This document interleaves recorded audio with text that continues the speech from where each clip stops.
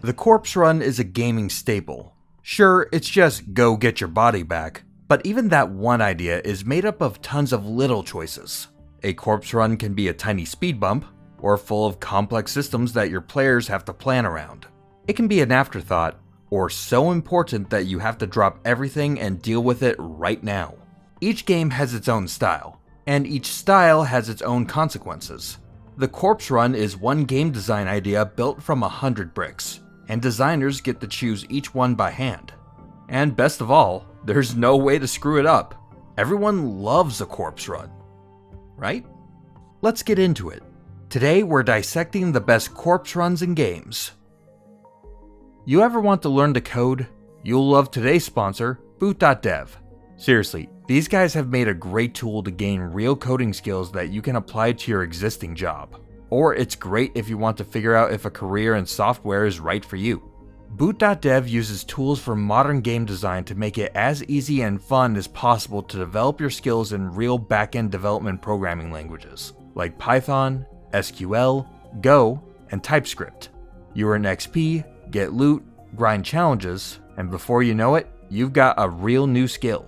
Mike got his degree in computer science, and he's tried this out, and he can attest that this thing teaches you the real deal stuff, not some random fluff. In fact, if you're a computer science student right now, boot.dev is a great tool to get a little more practice in on your nuts and bolts coding skills.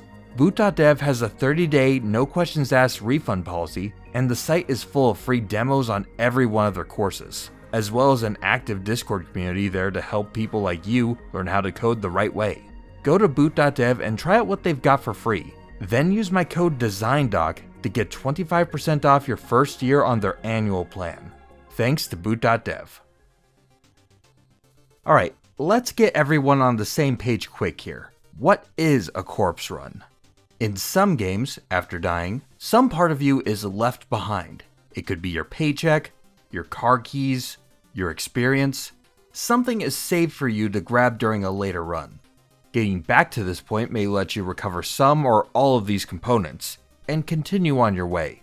The idea is almost as old as video games themselves. You can go back to the late 1970s with MUDs, multi-user dungeons. These are ancient MMO precursor games. Think Rogue, but mostly text-based, and made for multiplayer in the time before the internet. And they were the first games to have a corpse run. And actually, it would take a while for games outside of MUDs to adopt the mechanic. One of the first more modern games with a corpse run, and one that, as a video editor, I appreciate for having showable graphics, is Diablo. When you die in Diablo, you'll respawn in town with your non-equipped inventory, but your actual equipment and gold is left behind where you fell. After you revive, you can run to the same spot and touch your own corpse to get it all back. Keep in mind though, that nothing about the world resets. That tough mob that showed you your own intestines the first time, still hanging around, camping by your loot. The world doesn't pause when you grab items either, so juggling your inventory can be tough to do while you're still in immediate danger. So that's all fine, but what's so compelling about a basic corpse run anyway? Why corpse run? Well, it's really good at making you want to keep a character alive. Having to respawn means you actually lose something, and players can feel that threat of loss hanging over every combat encounter. Contrast that with a live system, or a game where you load a save after game over. Death doesn't feel quite so consequential. But corpse run mechanics can do more than threaten a player with loss. It gift wraps a nice and tidy goal for players right away. Go get your body back where you last saw it. The goal is built for you. An immediate challenge built for you to personally overcome. You have to get to the furthest place you've been. You have to reface a challenge that beat you before. Do better than what you've done. And your prize is a big chunk of loot, redemption, and the chance to continue in the game as if you never died at all. As far as goals go, that's pretty darn decent. So, can you do it? Can you overcome the odds? It'll pay off if you can, and if you can't, yeah, we'll talk about that. There's some bits in this vanilla version of a corpse run that seem like rough edges to sand down, but you can see why the idea has legs. The mechanic fits well in action games, RPGs, and roguelikes, and it's surprisingly flexible too. There are lots of different angles you can take. I'd wager the style everyone's most familiar with comes out of Fromsoft. Fromsoft adopted the corpse run and tweaked it just a little to make it a defining feature of what would become Fromsoft's own genre, the Soulslike. In Demon's Souls, you start as a normal guy, in the worst world, living his best life. Once you die, which is very likely very soon, you respawn in soul form. Half of your max health is gone, and you can't summon other players to help. On the ground where you died is a bloodstain, and tied to that spot is your soul and all the souls you collected. Since souls in this game are both currency and experience, you'd very much like to get those back. So now you've got a goal. Demon's Souls and its successors are games built around enemies trapping and ambushing players all the time. You have to get used to methodical dungeon crawling, and making a point to not take on more than you can handle. If you slow down, learn your toolkit, and proceed carefully, you might survive. If not, you'll die again, with a new bloodstain. And if you hadn't recovered your last bloodstain, all that currency tied to the old one will disappear forever. The corpse run mechanic here helps to reinforce that slower playstyle. Observation, caution, and patience pay dividends, and carelessness gets punished, quick and severe. In a game like Diablo, if you failed a corpse run, your now 2 lives ago body would still hang around, getting cold. You should still be able to get all of your items back on a second run, as long as you don't leave the game.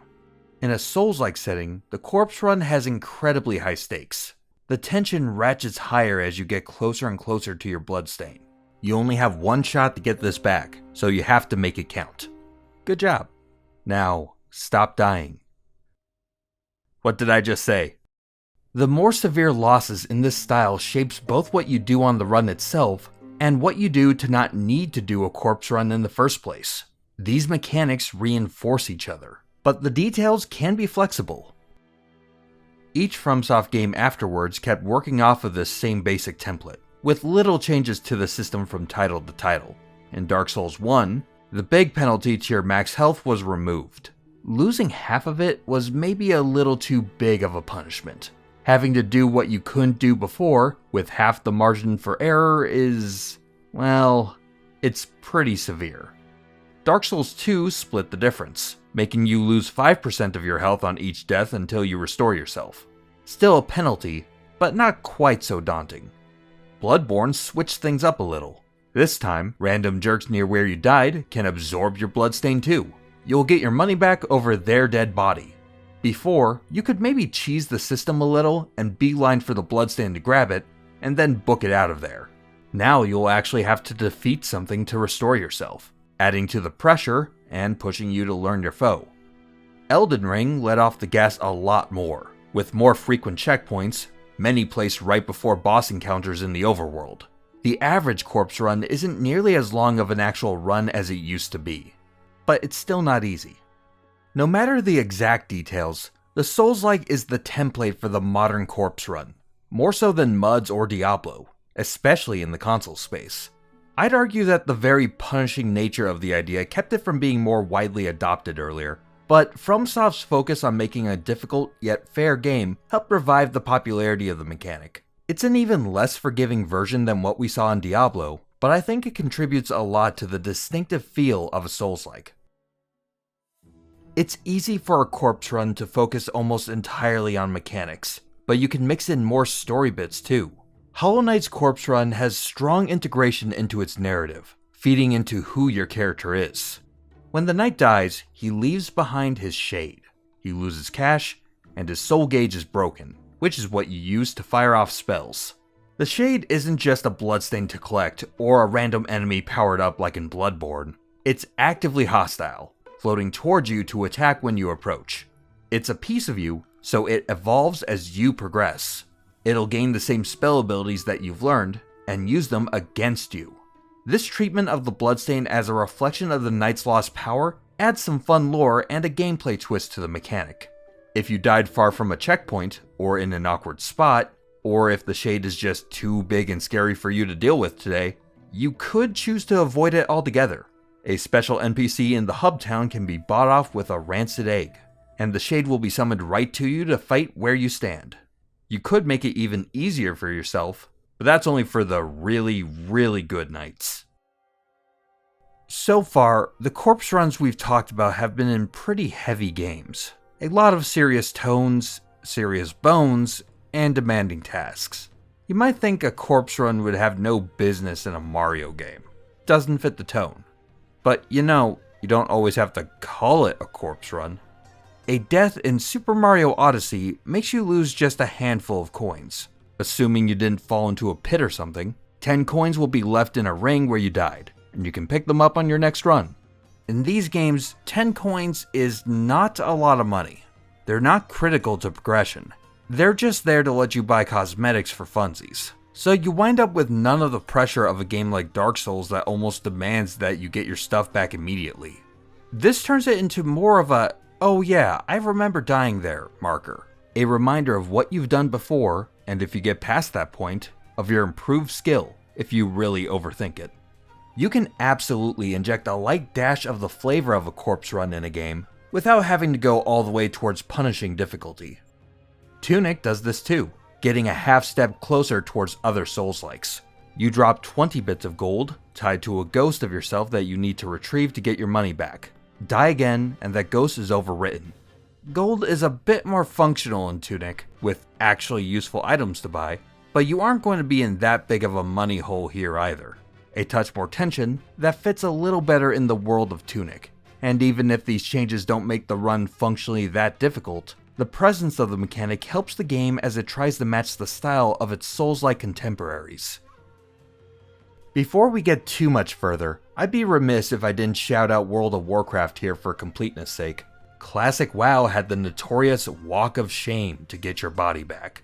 The mechanics aren't anything too crazy, but this is an MMO, so sometimes a corpse run was a great excuse to socialize with guildmates.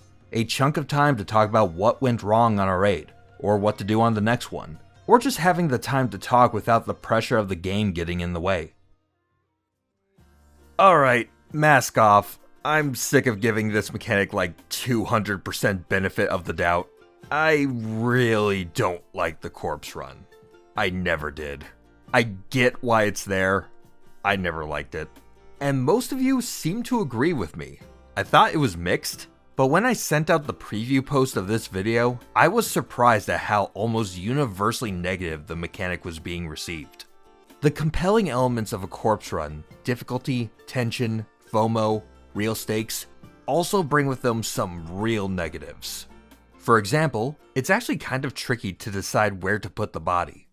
When Shovel Knight takes a dive, 3 stacks of money come flying out and will stick around where you ate it, no matter where. They hold a decent chunk of the gems you had in your wallet, and those gems are used for tons of useful upgrades, so it'd really speed up your progress if you could get those back. Depending on where you died, these bags can be very hard or even impossible to recover. Your most common death will be falling down a pit, and those bags will float right above that, or right on the hardest part of a platforming challenge. Even if it is impossible, you can't know that for sure, right? You can get locked into a cycle, the game tempting you to chase your losses, to the exclusion of doing anything else in the game. Is that good for the overall experience? I'm not a huge fan, but maybe some people like it. I'll give them a mulligan on this one. Shovel Knight's impossible money bags might be a deliberate choice, but Blasphemous takes an approach that seems a little more unintentional. Blasphemous lets multiple bloodstains, called guilt fragments, stick around between lives. For each guilt fragment left out in the world, your max magic meter is reduced, and so is how much magic and money you gain back for hitting enemies. So far, not so bad. I like the part where they don't get rid of a guilt fragment if you die again. You can pick up like 5 of them in one life if you want. But Blasphemous doesn't really care where these fragments get placed in the world. Sometimes they're roughly where you bid it, but they can, and do, bug out and become straight up impossible to reach. Inside walls. On a bed of insta-kill spikes. Great places. Thankfully, there's some recourse, where you can visit a guild statue and reclaim your stuff for a small fee, but that feels like a real quick fix for the problem. It's an issue with a corpse run. You have to think about, test, and refine how you'll place your markers in the world. Dark Souls puts them on the ground where you were a few seconds before dying, though that's not foolproof either. Blasphemous 2 fixes the problem somewhat with less glitchy spawns, and often putting the guild outside of boss arenas where you died. If you're going to use a system like this, make sure you focus on making it possible to succeed in as many cases as you can. No one likes it when their custom, personalized goal is secretly impossible. Minecraft has a corpse run of a sort, and it's kinda strict. On death in survival mode, your inventory falls out of your pockets like a piñata. It'll all just float right there until you come back around to pick it up. But your ores and helmets and stuff do have somewhere else to be tonight, so you'll only get 5 minutes to show up before it all disappears. Do your items care that you might start your next life more than 5 minutes away from where you died? What a weird question. No. Your inventory can definitely be thought of as your progression in the game. Losing crafted or rare items can easily set you back as much as if you had lost a level or two in some other RPG. Having a time limit to recover your stuff can be an extremely punishing angle to put on a corpse run system. All these games we've talked about have to walk a fine balance. Simple or complex. Punishing or lenient. A consolation prize or a complete restoration. Time limits, social elements, persistence. There's just a lot of different options to tweak to find what type of balance would fit best in that particular game. But even great games can have complex corpse run mechanics that might not turn out great. Silksong's corpse run is pretty traditional, but I think this is one that finally broke me. The mechanic divides players to a degree that I haven't seen in other games.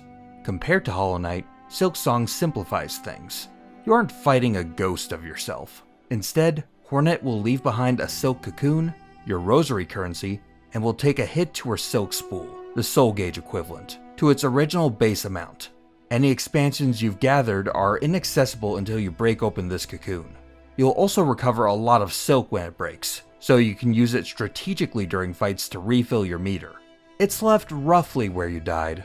If you're in the middle of a boss arena, or where a horde of enemies show up, something that happens all the time, you can't retrieve the cocoon until you commit to the fight again. You might be able to cheese it by dying right next to the arena's entrance and grab it outside of the cutscene trigger and leave, but that's not a guarantee. That's one of the big problems. A corpse run pushes players to commit to retrieving their money from an encounter that they more likely than not had serious trouble with. That means more deaths and more money left in the cocoon for each time you recover it and die again. Silksong is much more difficult than its predecessor, and demands a lot of patience, reaction speed, and discipline to overcome tough fights. The cocoon locks you into a sink or swim method of play, being brutally punishing for players who wandered into a fight they were nowhere close to prepared for. The sunk cost and the fight to get to the cocoon can bring the game's pace to a screeching halt, as the player spends hours running back to their body just to bang their head against the wall again and again if they aren't yet ready or if they just aren't enjoying that particular challenge. A large fraction of an audience might be completely fine with that. Committing to overcoming these long odds can be incredibly rewarding once you finally do win, but that's only if you do eventually win. There are just as many, if not more people who won't or at least can't yet, and for them, abandoning the game altogether might suddenly become the most appealing option. All of that is made more complicated by the game's focus on exploring the space. It's all about finding upgrades and items that will make you stronger and help you overcome the game's challenges. There are ways around tough challenges, like completing some fleet caravan quest to skip the Moorwing fight, but you're just as likely to stumble into something you clearly aren't equipped to handle. And the cocoon system can easily punish that instinct to explore by locking you in. Now, it's not all bad. There are a couple interesting systems in here that smooth over the run. At some vendors and machines, you can convert your currency into a rosary string or a rosary necklace for a small service fee. This turns your cash on hand into an item, which means these come with you after you die, and you can use them to get your cash back. You can also use a Silk Eater item to retrieve your cocoon from anywhere, similar to the rancid eggs, and you don't need to find the right NPC or even fight anything. There's even an equipable item, the Dead Bug's Purse, that lets you keep half of your rosaries after death. Though that takes up an equipment slot, so that's probably too big of a downside. The problems with Silksong's corpse run aren't unique to Silksong. Hollow Knight and most Soulslikes run into these same things to some degree too, but the game's tremendous difficulty makes each of these pain points so much more painful, and makes the system a major point of friction for many. Team Cherry undoubtedly saw this coming, and gave many options to try to mitigate that friction. But Silksong is still the perfect example of why so many players are allergic to a corpse run. It can add tension, allow for interesting decision making, and can give you catharsis when you finally get your body back. But it can be a huge difficulty spike, and it's constantly risking frustrating and alienating players. It can kill pacing, push players to play in a style they don't want to, and keep them away from elements of a game that they're more drawn toward. It's a tremendously hard thing to balance, because you have to balance for so many different kinds of players all at the same time. So that's the corpse run. The vanilla type is not my favorite mechanic, but I've enjoyed some games that have something sorta like a corpse run. Talk in the comments. Or maybe you've got a fun corpse run story, losing really good gear in an MMO, some bloodstain in an inconvenient place. Let us know down below. Corpse runs are two-faced mechanics. To some players, it's exactly what you need to up the stakes of a game. To others, it's a discouraging way to lose progress and an annoying extra step that pads out the game. Who's right? Well, they both are. Take a crack at addressing both sides of the argument, match mechanics to the vibe, and a corpse run might bring your game to life.